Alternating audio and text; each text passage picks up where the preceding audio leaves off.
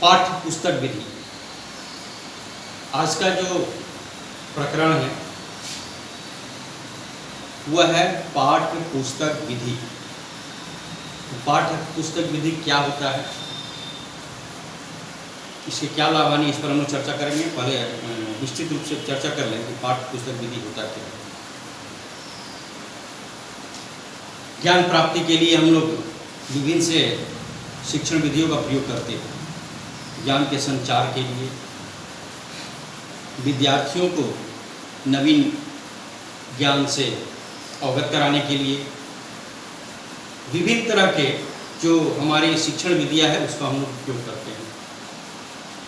और ये किसी पाठ के प्रकरण पर, किसी गद्य पर, किसी पद्य पर, किसी गद्य के गद्यांश पर, किसी पद्यांश पर, किसी निबंध पर, व्याकरण पर, अलग अलग परिस्थितियों में अलग अलग शिक्षण विधियों का प्रयोग किया जाता है। और ये शिक्षक को तय करना होता है कि कौन सा शिक्षण विधि इस प्रकरण में उपयोगी होगा। तो अभी हम पाठ्य पुस्तक विधि पर चर्चा करेंगे।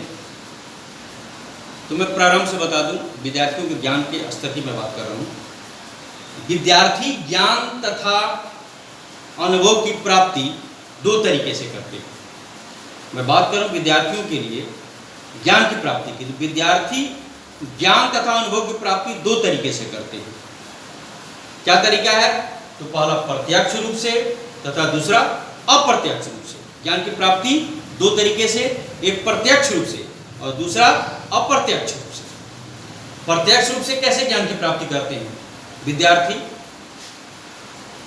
ज्ञानेंद्रियों द्वारा प्रत्यक्ष रूप से वास्तविक वस्तुओं के बारे में जानकारी प्राप्त करते हैं। प्रत्यक्ष रूप में बता रहा हूं, ध्यान देंगे। ज्ञानेंद्रियों के द्वारा, ज्ञानेंद्रिया कितना है? सेंस ऑर्गन्स 5 में सबको पता है। तो ज्ञानेंद्रियों द्वारा प्रत्यक्ष रूप से वास्तविक वस्तुओं के बारे में जानकारी प्राप्त करते हैं। अब ज्ञानेंद्रिया द्वारा क्या है? ये हम देख रहे हैं, डस्टर है। हम ज्ञान प्राप्त करते हैं, फल को देखते हैं, सब्जी को देखते हैं, सारी वस्तुओं को देख के उसका प्रत्यक्ष रूप से हम ज्ञान प्राप्त कर लेते हैं। फल, टमाटर, हम उसका स्वाद लेते हैं, पता चल जाता है उसका स्वाद खट्टा है। रसगुल्ला है, उसका मीठा स्वाद है। यानी प्रत्यक्ष रूप से ज्ञानेंद्रिय द्वारा हमको प्रत्यक्ष रूप से वास्तविक वस्तुओं के बारे में जानकारी प्राप्त हो जाती है। दूसरा होता है अप्रत्यक्ष रूप से। अप्रत्यक्ष रूप से भी ज्ञान की प्राप्ति दो तरीके से होती है। अप्रत्यक्ष रूप से मैं बात करता हूँ। प्रत्यक्ष का तो हो गया, जब देख लिए, छू लिए, अनुभव कर लिए, टेस्ट कर लिए, ऐसे ज्ञानेंद्रिय द्वारा प्रत्यक्ष रूप वास्तविक वस्तुओं के बारे में जानकारी हो जाती है। अप्रत्यक्ष रूप से ज्ञान की प्राप्ति दो तरीके से की जाती है। कौन कौन तरीका है अप्रत्यक्ष रूप से? इनडायरेक्ट वे में। पहला है पुस्तक के माध्यम से तथा दूसरा है मौखिक प्रस्तुतिकरण द्वारा। अप्रत्यक्ष रूप से क्या क्या है? पुस्तक के माध्यम से तथा दूसरा है मौखिक प्रस्तुतिकरण द्वारा। इन दोनों तरीकों के आधार पर मुख्यतः 3 शिक्षण विधियां हो जाती है। इन दोनों तरीकों के आधार पर किन किन तरीकों के आधार पर मैं बात कर रहा हूँ? मैं पुस्तक के माध्यम से तथा मौखिक प्रस्तुतिकरण के द्वारा जो ज्ञान की प्राप्ति होती है, इस आधार पर, इस प्रयोग के आधार पर हम बात करें तो मुख्यतः 3 शिक्षण विधियां आ जाती है। मुख्यतः 3 शिक्षण विधियां हो जाएगी। पहला हो जाएगा पाठ्य पुस्तक विधि, दूसरा भाषण या व्याख्यान विधि और तीसरा हो जाएगा कहानी कथन विधि। तो सब हमको चर्चा करना है पाठ्य पुस्तक विधि पर। पाठ्य पुस्तक विधि क्या है? तो पाठ्य पुस्तक विधि शिक्षण की वह प्रक्रिया है जिसका तात्कालिक उद्देश्य पाठ्य पुस्तक में निहित सूचनाओं की समझदारी प्रदान करना होता है। यह परिभाषित किया गया है ईबी वेस्ले। हम ऐसे लिख सकते हैं, आप ध्यान देंगे, ई बी वेस्ले। हिंदी में क्या लिखेंगे? E V Wesley, EV Wesley. इन्हीं के अनुसार ये जो मैं कर रहा हूं पाठ्य पुस्तक विधि को फिर से परिभाषित कर रहा हूं, ध्यान से सुनेंगे आप। पाठ्य पुस्तक विधि शिक्षण की वह प्रक्रिया है जिसका तात्कालिक उद्देश्य पाठ्य पुस्तक में निहित सूचनाओं की समझदारी प्रदान करना होता है। इनके अनुसार यह सबसे सरल विधि है। इस विधि में छात्र एवं शिक्षक दोनों का श्रम, समय एवं लागत तीनों की बचत होती है। मुख्यतः दोनों का श्रम एवं समय की बचत होती है। क्यों? क्योंकि इसमें एक साथ बहुत सारे विद्यार्थियों को एक ही पाठ पढ़ाया जाता है पाठ्य पुस्तक के माध्यम से। बहुत सारे विद्यार्थी हैं, शिक्षा का हो गया, एक समय में बहुत सारे विद्यार्थियों को ज्ञान हो गया। छात्र के लिए क्या होता है कि कम समय में शिक्षक पाठ्य पुस्तक की मदद से शिक्षण कार्य करते हैं, वो ग्रहण करता है, तो उसकी अर्थ की भी बचत होती है, समय की भी बचत होती है, कम श्रम होता है, ये आती है। तो सबसे पहले तो ये जो मैं संक्षिप्त में समझा रहा हूँ उसको पहले आप लोग ध्यान से देखिए, समझिए। सैंपल के भी मैं यूज कर रहा हूँ तो आप लोग को और अच्छा से स्पष्ट में आएगा। यहाँ लिखा हुआ पाठ्य पुस्तक विधि। पाठ्य पुस्तक विधि को क्या बोलते हैं इंग्लिश में, अगर आप लोग जानना चाहते हैं तो हमें हिंदी शिक्षण की बात करें इसलिए मैंने लिखा पाठ्य पुस्तक विधि, हालांकि जानकारी के लिए मैंने लिख दिया है text book method. Text book method ये क्या होता है? तो मैंने शुरू से कहा विद्यार्थी ज्ञान की प्राप्ति दो तरीके से करते हैं, ज्ञान एवं अनुभव की प्राप्ति, दोनों की प्राप्ति। यहाँ मैं सिर्फ ज्ञान की प्राप्ति की बात कर रहा हूँ इसलिए मैंने लिखा है विद्यार्थी ज्ञान की प्राप्ति दो तरीके से करते हैं। पहला प्रत्यक्ष रूप से, दूसरा अप्रत्यक्ष रूप से। ज्ञान की प्राप्ति जब विद्यार्थी करते हैं दो तरीका होता है। प्रत्यक्ष अपने ज्ञान इंद्रियों के अनुभव के द्वारा वास्तविक वस्तुओं के बारे में जानकारी प्राप्त कर लेते हैं, और दूसरा अप्रत्यक्ष रूप से। अप्रत्यक्ष रूप में क्या होता है कि अप्रत्यक्ष रूप में जब हम बात करेंगे ज्ञान की प्राप्ति के भी दो तरीके हो जाते हैं। अप्रत्यक्ष रूप में एक पुस्तक द्वारा, एक मौखिक प्रस्तुतिकरण द्वारा। यहाँ पर आप आगे आते हैं प्रत्यक्ष रूप से। प्रत्यक्ष रूप से ज्ञान इंद्रियों द्वारा प्रत्यक्ष रूप से वास्तविक वस्तुओं के बारे में जानकारी प्राप्त करते हैं। फिर से मैं बता दूं, देखिए ज्ञान इंद्रियों द्वारा, ज्ञान इंद्रियां आप समझते हैं कितने ज्ञान इंद्रियां हैं आपको पता है। तो ज्ञान इंद्रियों द्वारा प्रत्यक्ष रूप से वास्तविक वस्तुओं के बारे में जानकारी प्राप्त करते हैं। वास्तविक वस्तु जो है उसके बारे में सही जानकारी प्रत्यक्ष रूप से ज्ञान इंद्रियों द्वारा जाती है। अप्रत्यक्ष रूप से ज्ञान प्राप्ति की बात कर रहे हैं। अप्रत्यक्ष रूप से ज्ञान की प्राप्ति दो तरीकों से की जाती है। इनडायरेक्ट वे में, यानी किसी माध्यम से जब हमको ज्ञान की प्राप्ति होती है उसको अप्रत्यक्ष रूप से बोलते हैं। जैसे है पाठ्य पुस्तक विधि। पाठ्य पुस्तक विधि के द्वारा विद्यार्थियों को ज्ञान की प्राप्ति होती है। चलिए फिर से मैं आता हूं, पुनः क्षमा करेंगे, ध्यान देंगे। अप्रत्यक्ष रूप से, अप्रत्यक्ष रूप से ज्ञान की प्राप्ति दो तरीके से की जाती है। अप्रत्यक्ष रूप से ज्ञान की प्राप्ति दो तरीके से की जाती है। पहला तरीका क्या है? पुस्तक के माध्यम से। पुस्तक के माध्यम से उसको ज्ञान की प्राप्ति हो गया, वो अप्रत्यक्ष हो गया। दूसरा कैसे होगा? मौखिक प्रस्तुतिकरण द्वारा। मौखिक प्रस्तुतिकरण माने कोई शिक्षक बताते हैं, किसी विद्वान द्वारा सुनता है, किसी साहित्यकार द्वारा सुनता है, उसको ज्ञान की प्राप्ति होती है।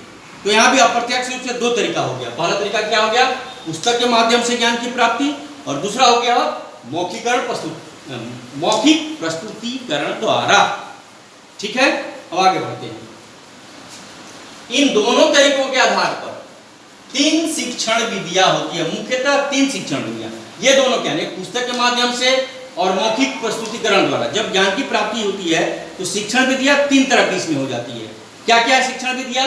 तो आइए, पहला हो गया पाठ्य पुस्तक विधि, ठीक है। दूसरा हो गया भाषण या व्याख्यान विधि, भाषण या व्याख्यान विधि।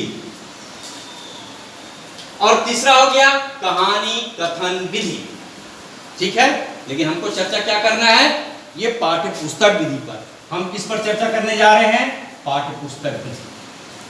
आगे अपने प्रकरण पर पाठ्य पुस्तक विधि क्या होता है, कैसे परिभाषित करते हैं, मैंने लिख दिया, ध्यान से सुनिए। मैंने समझा भी दिया है, फिर दिखा रहा हूं श्यामपट पर भी। पाठ्य पुस्तक विधि शिक्षण की वह प्रक्रिया है जिसका तात्कालिक उद्देश्य पाठ्य पुस्तक में निहित सूचनाओं की समझदारी प्रदान करना होता है। ये किसके अनुसार, अगर आप जानना चाहेंगे, इसलिए मैंने लिख दिया E.V. वेस्ले, ई और बी, बुक वाला बी, E.B. वेस्ले, W.E.S.L.E.Y, लेकिन हिंदी में लिखना है तो ई लिखिए, वॉ में we, slay, Wesley, E.V. Wesley. इन्हीं के अनुसार ये है प्रक्रिया। यानी तत्कालिक विधि से क्या होता है पाठ्य पुस्तक विधि में कि पुस्तक में जो ज्ञान है उसका समझदारी प्रदान कर देना है बालकों, यानी बालकों तक उसकी समझदारी होनी चाहिए। पुस्तक में जो निहित ज्ञान है उसको बालकों तक पहुंचाना है। बालक कैसे उसको समझेंगे, समझने का समझाने का प्रयास करें कि कैसे समझेंगे, वो होता है उद्देश्य। अब आते हैं पाठ्य पुस्तक के प्रयोग के आधार पर इस विधि का प्रयोग 4 प्रकार से किया जाता है। अब हम पाठ्य पुस्तक की विधि क्या कहते हैं, पाठ्य पुस्तक के प्रयोग के आधार पर इस विधि का प्रयोग 4 प्रकार से किया जाता है। पहला प्रकार कैसे करेंगे, ध्यान से सुनेंगे आप लोग, तभी आप लोग समझ पाएंगे और इसको लिख पाएंगे। तो ध्यान से अगर आप लोग सुनेंगे तो अच्छी तरह से समझ में आएगा। मैं फिर से बोल रहा हूँ, पाठ्य पुस्तकों के प्रयोग के आधार पर, मैंने कहा ना पाठ्य पुस्तक का प्रयोग, तो पाठ्य पुस्तकों को प्रयोग के आधार पर पाठ्य पुस्तक विधि का प्रयोग 4 प्रकार से किया जाता है, क्योंकि इसमें पाठ्य पुस्तक का करना है। 4 प्रकार से कैसे करेंगे, तो पहला मैं करता हूं, पहला पाठ्य पुस्तक विधि में प्रयोग कैसे करेंगे। पहला प्रयोग, इसमें छात्रों को कोई पाठ या विषय वस्तु रटने के लिए, कंठस्थ करने के लिए कहा जाता है।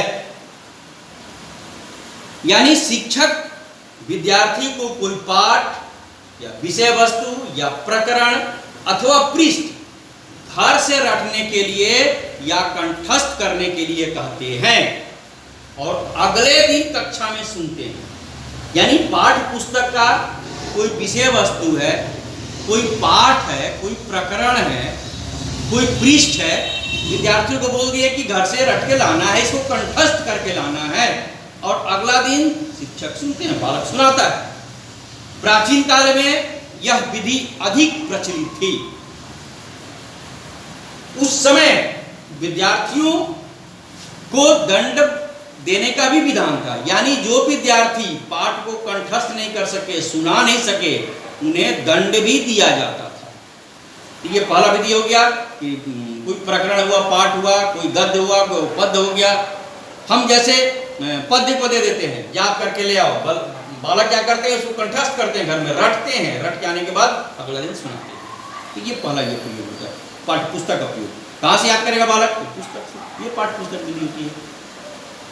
क्लियर हो गया, पहला प्रयोग क्या है।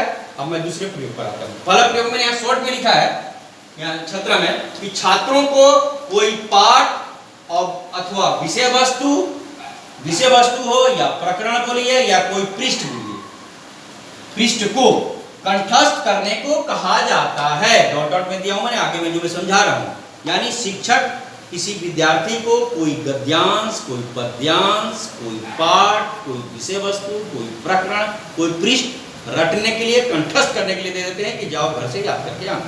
अगले दिन उसको सुनते हैं और छात्र उसको सुनाते हैं, विद्यार्थी उसको सुनाते हैं। प्राचीन काल की मैं बात किया तो उस समय जो छात्र विद्यार्थी नहीं सुना पाते थे उनको दंड भी दिया जाता था। आजकल दंड का विधान वर्जित है, ये आप लोग ध्यान दीजिएगा। कॉर्पोरल पनिशमेंट एकदम बंद है, शारीरिक दंड आप किसी को नहीं दे सकते, ठीक है। दूसरा विधि आते हैं। दूसरा विधि मैंने यहाँ भी शॉर्ट में लिखा है, छात्रों को किसी पाठ, विषय वस्तु, प्रकरण, पृष्ठ को पढ़कर समझने के लिए कहा जाता है, अर्थात स्वाध्याय करना होता है। यानी ये दूसरी क्या होती है ना, शिक्षक विद्यार्थी को किसी पाठ को, किसी प्रकरण को, किसी विषय वस्तु को, गद्य को, पद्य को, गद्यांश को, पद्यांश को, जो भी सब पढ़कर समझने के लिए कहा जाता है।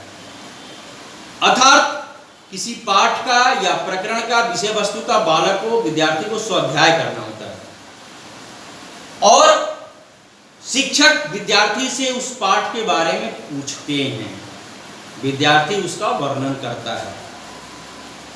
इस प्रयोग से अथवा इस प्रणाली से क्या होगा, तो विद्यार्थियों में मौखिक अभिव्यक्ति की क्षमता का विकास होगा और लेखन कौशल की क्षमता का भी विकास होगा।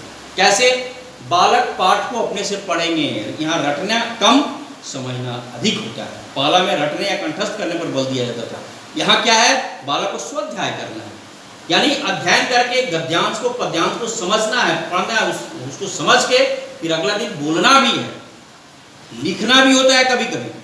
तो इसमें क्या हो गया, मौखिक अभिव्यक्ति की क्षमता का विकास होता है और लेखन कौशल की क्षमता का भी विकास होता है। ये दूसरी प्रणाली है। तीसरा में आते हैं।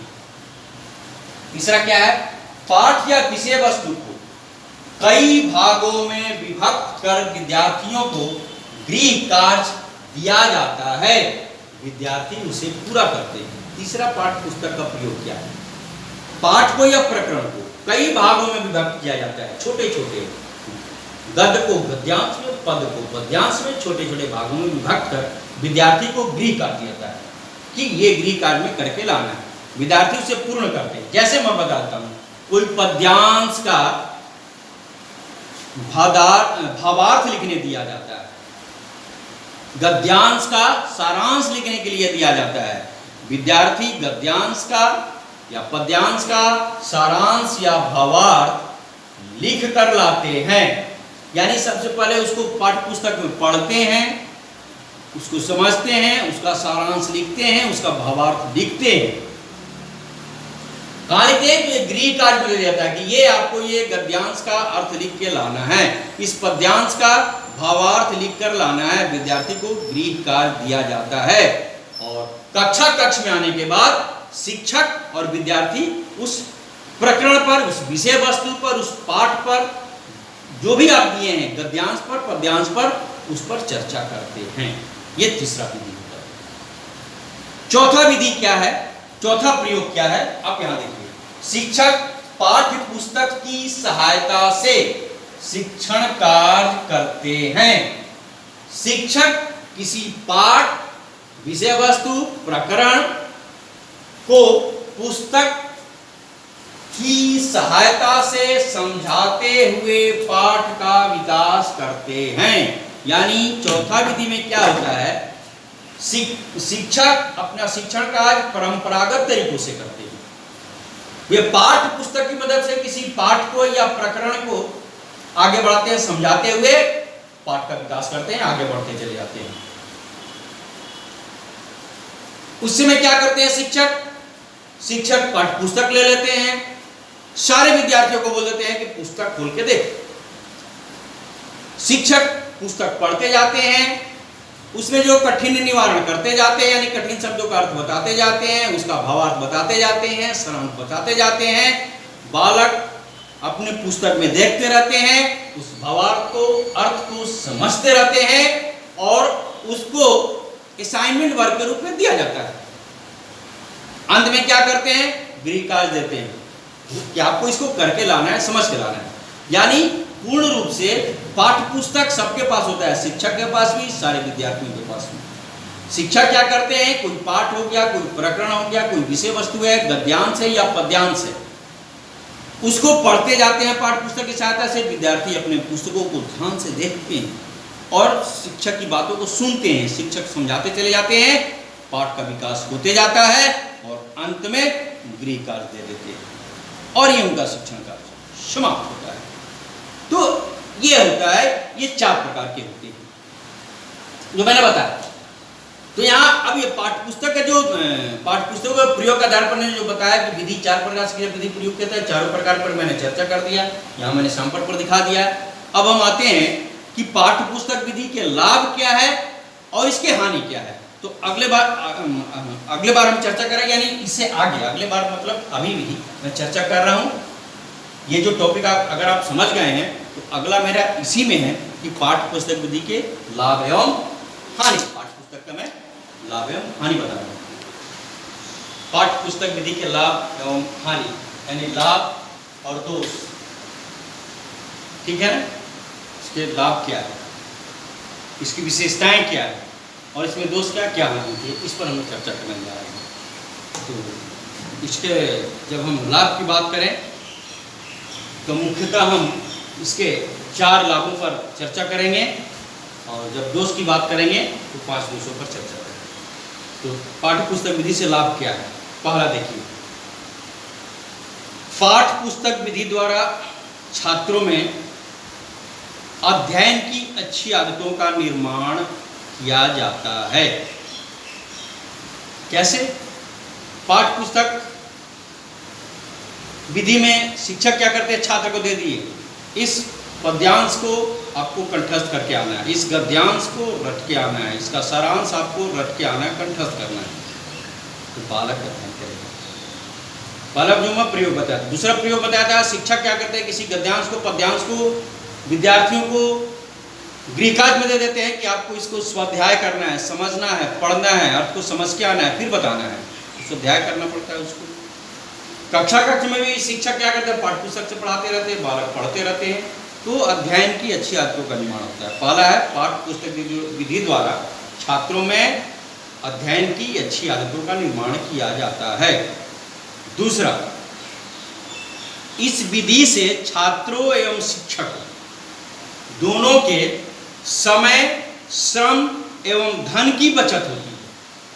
एक ही समय में सारे छात्रों को पढ़ना रहता है, तो शिक्षक का तो समय भी बच गया, श्रम भी बच गया और धन भी बच जाता है, क्योंकि जो खर्च कुछ बालक के लिए करेंगे वही खर्च में समस्त बालक पढ़ते हैं।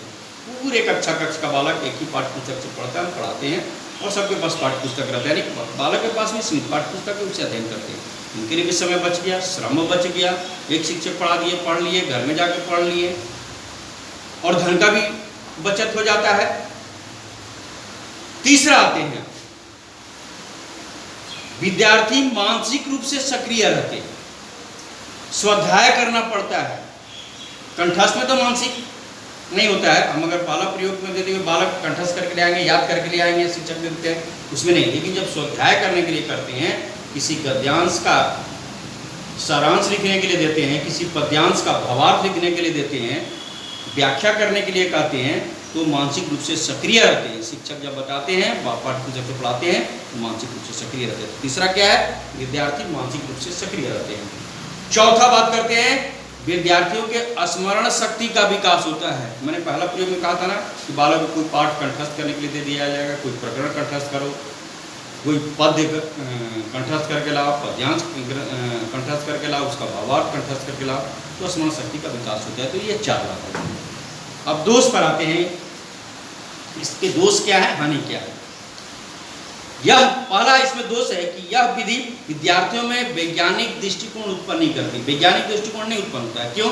रटना विधि, इसमें कंठस्थ करना है, उसको याद करना है, स्वाध्याय करके समझना है और तर्क में करना है। तर्क पर आधारित नहीं है। शिक्षक को पढ़ा दिए, समझा दिए, चर्चा होती है, चर्चाएं होती है, शिक्षक में भी चर्चा होगा, शिक्षक छात्र दोनों में भी चर्चा होती है। जो पाठ समझ में नहीं आता, शिक्षक समझाते भी हैं, लेकिन वैज्ञानिक दृष्टिकोण उत्पन्न नहीं करते। पहला दोष है। दूसरा दोष है, विद्यार्थियों में रटने की प्रवृत्ति उत्पन्न होती है। कंठस्थ करने के लिए बार बार दिया जाता है, याद करने के लिए दिया जाता है, बोलने के लिए दिया जाता है, बालक याद करता है, बोलता है, रटता है, फिर क्लास में बोलता है, तो इसमें विद्यार्थियों में रटने की प्रवृत्ति। तीसरा क्या होती है, इस विधि में व्यक्तिगत भिन्नता का ध्यान नहीं रखा जाता है, यानी व्यक्तिगत भिन्नता के सिद्धांत की अवहेलना की जाती है। हम जानते हैं सभी विद्यार्थियों की व्यक्तिगत भिन्नताएं होती है, भिन्नता पाए थे, व्यक्तिगत भिन्नता, किसी का मानसिक स्मरण शक्ति ज़्यादा है, किसी का कम है, कोई तीक्ष्ण बुद्धि का है, प्रखर बुद्धि वाला है, कोई मंद बुद्धि का है, कोई सामान्य बुद्धि का है, शारीरिक रूप से कोई स्वस्थ है, कोई अस्वस्थ है, कोई इतना स्वस्थ नहीं, यानी सब में विभिन्नताएं होती है। तो उस भिन्नता का ध्यान नहीं रखा जाता है। एक साथ एक पाठ को समस्त विद्यार्थियों को एक पाठ पुस्तक से पढ़ाया जाता है, तो इसमें क्या होता है, व्यक्तिगत भिन्नता के सिद्धांत की अवहेलना की जाती है। चौथा क्या होता है, लगातार ये पाठ पुस्तक पढ़ाते पढ़ाते क्या है, कक्षा का वातावरण और रुचिकर और निरस रहता है। तो रुचि नहीं रह जाती है और निरस हो जाता है, तो रुचि नहीं रहने को और रुचिकर बोलते हैं। तो कक्षा का वातावरण और रुचिकर और निरस हो जाता है। चौथा में बता दिया। पांचवा की मैं बात करता हूं, पाठ पुस्तक उद्देश्य प्राप्ति का साधन है। हम एक उद्देश्य निर्धारित करते हैं, शिक्षण कार्य करते समय किसी प्रकरण का हम एक उद्देश्य निर्धारित करते हैं कि इस प्रकरण का ये उद्देश्य होता है। तो पाठ्य पुस्तक क्या है, उद्देश्य प्राप्ति का साधन है, शिक्षक उसे ही साध्य मान लेते हैं। तो पांचवा क्या दोष है कि पाठ्य पुस्तक उद्देश्य प्राप्ति का साधन है, शिक्षक उसे ही साध्य मान लेते हैं। अब आइए श्यामपट्ट पर भी देख लिए, लाभ और दोष। हानि इसके क्या है, क्या करेंगे, मैंने बताया है लाभ। पहला है पाठ्य पुस्तक विधि द्वारा विद्यार्थियों में अच्छी आदतों का निर्माण होता है। पाठ्य पुस्तक विधि द्वारा विद्यार्थियों में अध्ययन की अच्छी आदतों का निर्माण होता है। दूसरा ये, इस विधि से छात्रों एवं शिक्षकों के समय, श्रम एवं धन की बचत होती है। तीसरा ये, इस विधि में विद्यार्थी मानसिक रूप से सक्रिय रहते हैं। चौथा ये, विद्यार्थियों की स्मरण शक्ति का विकास होता है। मैंने चारों समझा दिया है। अब इसका दोष पर आ रहा हूं, दोष को मैंने समझा दिया। अब देखिए चार दोष दिखाया मैंने यहाँ पर। दोष या हानि, यह विधि विद्यार्थियों में वैज्ञानिक दृष्टिकोण उत्पन्न नहीं करती है। समझा दिया था, वैज्ञानिक दृष्टिकोण उत्पन्न नहीं करती है। दूसरा, विद्यार्थियों में रटने की प्रवृत्ति उत्पन्न होती है। जैसे मैंने कहा था, कंठस्थ करने दिया जाता है, याद करने के लिए जाता है, प्रकरण है, लिखना है, उसको बोलना है, तो इसमें रटने की प्रवृत्ति उत्पन्न होती है। तीसरा है, इस विधि में व्यक्तिगत भिन्नता के सिद्धांत की अवहेलना होती है। यानी विद्यार्थियों की व्यक्तिगत भिन्नता का ध्यान नहीं रखा जाता है। एक पाठ को एक साथ समस्त विद्यार्थियों को पढ़ाया जाता है, तो प्रकरण हो, पाठ हो, गद्यांश हो, पद्यांश हो, जो भी हम चर्चा करेंगे समस्त विद्यार्थियों के लिए एक समान हो जाता है। जबकि किसी का मानसिक स्तर उच्च होता है, किसी का मध्यम होता है, किसी का निम्न होता है, किसी कोई तीव्र बुद्धि वाला होता है, कोई मंद बुद्धि वाला होता है, कोई सामान्य बुद्धि का, कोई औसत बालक होते हैं, उसका ध्यान नहीं रखा जाता है। सभी विद्यार्थियों की एक साथ एक ही पाठ्य पुस्तक से एक ही विषय वस्तु को पढ़ाया जाता है। यह मनोवैज्ञानिक दृष्टिकोण से सही नहीं है। मनोवैज्ञानिक दृष्टिकोण की बात करें तब वो सही नहीं हो रहा है। व्यक्तिगत भिन्नता का ध्यान रखा जाना चाहिए। चौथा होता है, कक्षा का वातावरण अरुचिकर व नीरस हो जाता है। लगातार पाठ्य पुस्तक के विषय प्रयोग करेंगे तो रुचि नहीं रहेगा छात्र और उसके लिए निराश हो जाएगा। पांचवा और अंतिम, पाठ्य पुस्तक, क्षमा करेंगे यहाँ पर लिखना था पाठ्य पुस्तक, दो बार पाठ्य पुस्तक ध्यान देंगे आप लोग। ये है, ये फलन होता है। पाठ्य पुस्तक उद्देश्य की प्राप्ति का साधन है, जबकि शिक्षक उसे ही साध्य मान लेते हैं। यानी पाठ्य पुस्तक क्या होता है, जो हम उद्देश्य निर्धारित करते हैं, जो प्रकरण का उद्देश्य निर्धारित करते हैं, जो पाठ्य का, जो विषय वस्तु का, जो गद्यांश का, पद्यांश का, गद्य का या पद का जो उद्देश्य निर्धारित करते हैं, उस उद्देश्य तक पहुंचने का साधन है। शिक्षक क्या करते हैं, उसे ही साध्य मान लेते हैं, यानी पाठ्य पुस्तक को ही साध्य मान लेते हैं। तो ये 5 इसका दोष होता है। तो आज पाठ्य पुस्तक विधि यहीं पर समाप्त होती है। सबको समझ में आया होगा। पाठ्य पुस्तक समाप्त, पाठ्य पुस्तक विधि समाप्त होती है। चलिए सबको